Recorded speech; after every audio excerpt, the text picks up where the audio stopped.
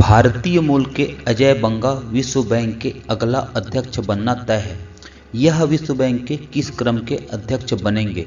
ए 12वें, B 13वें, सी 14वें, D 15वें। विश्व bank के कार्यकारी बोर्ड ने अध्यक्ष के रूप में अजय बंगा को 5 साल के कार्यकाल के लिए चुना। कार्यकारी बोर्ड में 25 सदस्य होते हैं। संयुक्त राज्य अमेरिका के राष्ट्रपति जे बाइडेन ने फरवरी के अंत में बंगा को इस पद के लिए नामित किया था। वह विश्व बैंक के प्रमुख डेविड मलपास की जगह लेने वाले एकमात्र उम्मीदवार थे। बंगा के चुनाव में विश्व बैंक के कार्यकारी बोर्ड के 24 सदस्यों ने मतदान किया। रूस वोटिंग से दूर रहा। उन्हें 2 जून 2023 से शुरू होने वाले 5 साल के कार्यकाल के लिए विश्व बैंक के 14वें अध्यक्ष के रूप में चुना गया है।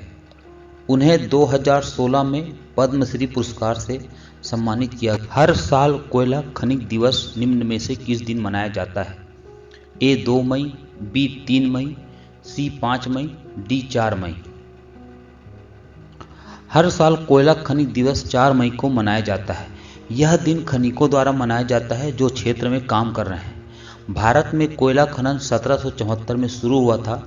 1760 और 1840 के बीच औद्योगिक क्रांति की अवधि के दौरान कोयला खनिक आसानी से महत्वपूर्ण हो गए। उस काल में इमारत को गर्म करने जैसे कई कामों के लिए कोयले का काफ़ी इस्तेमाल होता था। 19वीं शताब्दी में सरकार और प्रबंधन दोनों में कोयले का अत्यधिक उपयोग किया जाता था। अत्यधिक कोयला समृद्ध उत्पादक देश ओडिशा, झारखंड, छत्तीसगढ़, पश्चिम बंगाल और देश के कुछ मध्य भाग में हैं। रानीगंज कोल फील्ड में पहला कोयला खनन शुरू हुआ जो दामोदर नदी। हाल ही में सुर्खियों में रहा पक्के टाइगर रिजर्व कहाँ स्थित है? ए राजस्थान, बी मध्य प्रदेश, सी अरुणाचल प्रदेश, डी मणिपुर।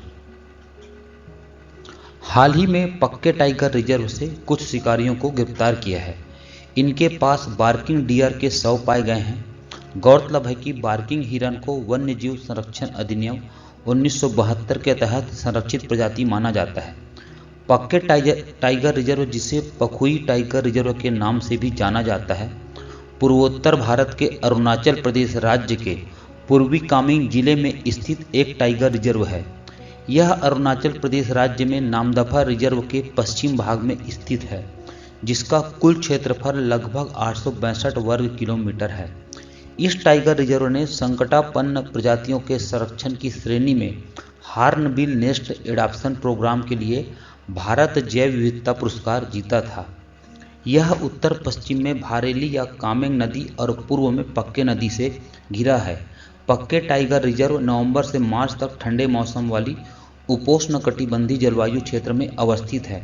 यहाँ बिल्ली परिवार की 3 बड़ी प्रजातियाँ बंगाल टाइगर, इंडियन लेपर्ड और क्लाउडेड तेंदुआ पाई जाती हैं।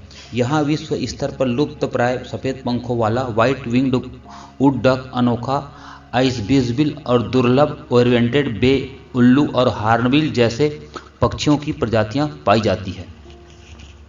हर साल विश्व प्रेस स्वतंत्रता दिवस निम्नलिखित में से किस दिन मनाया जाता है? ए 2 मई, बी 3 मई, सी 5 मई, डी 4 मई।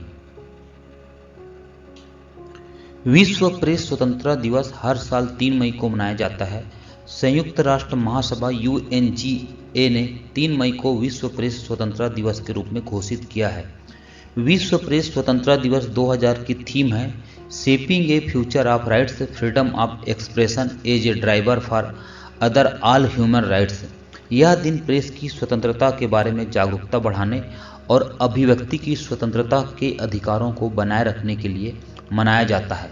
यूनेस्को के आम सम्मेलन के 26वें सत्र की सिफारिश पर दिसंबर 1993 में संयुक्त राष्ट्र महासभा द्वारा विश्व प्रेस स्वतंत्रता दिवस घोषित किया गया था।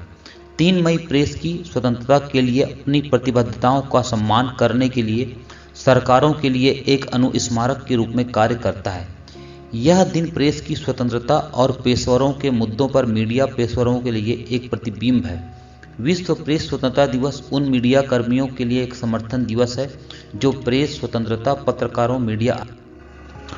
हाल में सुर्खियों में रहे हक्की पिक्की समुदाय के संबंध में निम्नलिखित में कौन सा से कथन सत्य हैं?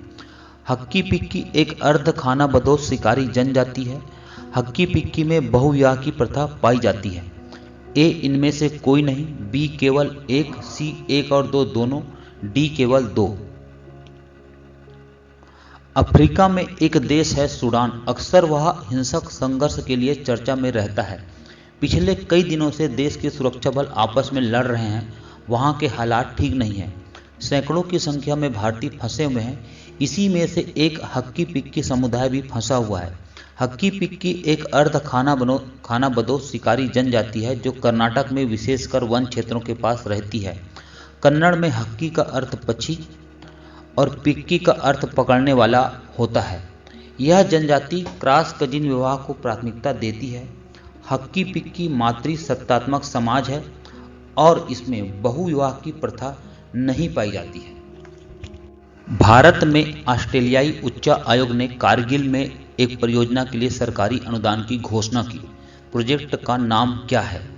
ए रिटर्न टू रूट्स, बी स्वामित्व, सी समग्र शिक्षा, डी डिजिटल इंडिया। भारत में ऑस्ट्रेलियाई उच्चायोग ने कारगिल में एक परियोजना के लिए सरकारी अनुदान की घोषणा की। यह घोषणा ऑस्ट्रेलियाई उच्चायुक्त बैरी ओ'फारेल की अध्यक्षता में श्रीनगर में एक विशेष बैठक के दौरान की गई है। प्रोजेक्ट रिटर्न टू रूट्स का मुख्य उद्देश्य राष्ट्रीय शिक्षा नीति के लक्ष्यों के साथ संरेखन में पारंपरिक ज्ञान और वर्तमान स्कूल विज्ञान पाठ्यक्रम को एकीकृत करना है। इससे आदिवासी पृष्ठभूमि के स्कूली बच्चों में वैज्ञानिक सोच भी बढ़ेगी। लद्दाख के इतिहास में यह पहली बार है कि ऑस्ट्रेलियाई उच्चायोग ने किसी परियोजना के लिए सरकारी अनुदान की घोषणा की है। किस अंतरिक्ष एजेंसी के वैज्ञानिकों ने सिमुलेटेड चंद्र मिट्टी से सफलतापूर्वक ऑक्सीजन निकाली है? ए यूरोप अंतरिक्ष agency, B national aeronautics and space administration, C भारतीय अंतरिक्ष अनुसंधान संगठन, D Japan aerospace exploration agency. NASA के वैज्ञानिकों ने सिमुलेटेड चंद्र मिट्टी से सफलतापूर्वक ऑक्सीजन निकाली। ह्यूस्टन में जॉनसन स्पेस सेंटर में नासा के वैज्ञानिकों ने एक निर्वात वातावरण में कृत्रिम सिमुलेटेड चंद्र मिट्टी से ऑक्सीजन निकाली है। यह चंद्रमा पर उपनिवेशीकरण का मार्ग प्रशस्त करेगा और चंद्रमा पर मनुष्यों की दीर्घकालिक उपस्थिति स्थापित करने में मदद करेगा। इस शोध से चांद की सतह पर अंतरिक्ष यात्रियों को सांस लेने लायक हवा उपलब्ध कराने में मदद मिलेगी। निकाली गई ऑक्सीजन को परिवहन के लिए प्रणोदक के रूप में इस्तेमाल किया जा सकता है और यह आगे अंतरिक्ष अन्वेषण में मदद कर सकता है। यह तकनीक प्रति वर्ष अपने वजन से कई गुना अधिक ऑक्सीजन पैदा करने की क्षमता रखती है। आवास और शहरी मामलों के मंत्रालय ने स्वच्छ भारत मिशन शहरी 2.0 के तहत किसके साथ एक समझौता ज्ञापन पर हस्ताक्षर किए? ए भेल, बी बेल, सी एनटीपीसी, डी राइट्स। आवासन एवं शहरी कार्य मंत्रालय ने स्वच्छ भारत मिशन शहरी 2.0 के तहत ठोस अपशिष्ट प्रबंधन SWM और प्रयुक्त जल प्रबंधन UWM के लिए राइट्स की तकनीकी सहायता के लिए समझौता ज्ञापन पर हस्ताक्षर किए हैं। स्वच्छ भारत मिशन शहरी 2.0 के तहत 1 लाख से कम आबादी वाले शहरों के लिए नए वित्त पोषित घटक के रूप में प्रयुक्त जल प्रबंधन UWM की शुरुआत की गई है। इसका उद्देश्य यह सुनिश्चित करना है कि किसी भी अनुपचारित उपयोग किए गए पानी को जल निकायों में नहीं छोड़ा जाए, जिससे शहरी भारत में उपयोग किए गए जल प्रबंधन पारिस्थितिकी तंत्र में सुधार हो सके। स्वच्छ भारत मिशन शहरी 2.0 को प्रधानमंत्री द्वारा 1 अक्टूबर 2021 को कचरा मुक्त शहर बनाने की दृष्टि से लॉन्च किया गया था। Rail India technical and economic services rights limited एक भारतीय मिनी रत्न PSU और इंजीनियरिंग कंसल्टेंसी कॉरपोरेशन है। इसका मुख्यालय गुरुग्राम में है। इसकी स्थापना 1974 में हुई थी। राहुल मित्तल इसके वर्तमान अध्यक्ष और MD है। पहला आसियान भारत समुद्री अभ्यास AIME 2023 कहाँ आयोजित किया गया था? ए कंबोडिया, बी थाईलैंड, सी भारत, डी सिंगापुर। भारत ने पहली बार आसियान भारत समुद्री अभ्यास AIME 2023 में भाग लेने के लिए 2 फ्रंटलाइन युद्धपोत भेजे। पहला अभ्यास सिंगापुर के तट पर आयोजित किया जाएगा और इसमें सिंगापुर के तट पर बंदरगाह और समुद्री कार्यक्रम होंगे। सप्ताह भर चलने वाले अभ्यास 2 से 8 मई 2023 का उद्देश्य भाग लेने वाली नौसेनाओं के बीच अंतर क्षमता को बढ़ाना और सर्वोत्तम प्रथाओं का आदान प्रदान करना है, जिसका उद्घाटन भारतीय नौसेना अध्यक्ष एडमिरल आर हरि कुमार द्वारा किए जाने की उम्मीद है। 2 से 4 मई से अभ्यास का हार्बर चरण चांगी नौसेना बेस में आयोजित किया जाएगा और उसके बाद दक्षिण चीन सागर में 7 से 8 मई तक समुद्री चरण आयोजित किया जाएगा। AIME 2023 के बारे में AIME 2023 पहली बार है जब भारत आसियान के साथ अभ्यास में शामिल हुआ है। हालांकि आसियान देशों के साथ अलग अलग अभ्यास भारत और एशिया की पहली मोबाइल जैव सुरक्षा स्तर 3 BSL-3 प्रयोगशाला को G20 स्वास्थ्य कार्य समूह की बैठक में कहाँ प्रदर्शित किया गया था? A Goa, B Tripura, C Punjab, D Sikkim. Bharat और एशिया की पहली मोबाइल जैव सुरक्षा स्तर 3 BSL-3 प्रयोगशाला को गोवा में शुरू हुई, जिसे G20 स्वास्थ्य कार्य समूह की दूसरी बैठक में प्रदर्शित किया गया, जिसे रामबाण rapid action mobile BSL-3 plus advanced augmented network नाम दिया गया है। यह एक मोबाइल क्लिनिक है जो महामारी की तैयारी के लिए देश का पहला अत्याधुनिक स्वास्थ्य ढांचा है।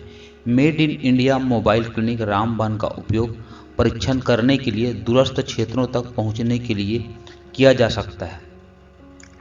GPS सक्षम तकनीक बस को परीक्षण रिपोर्ट तुरंत स्थानांतरित करने की अनुमति देती है। G20 देश आम चिंताओं के साथ सहयोग कर सकते हैं।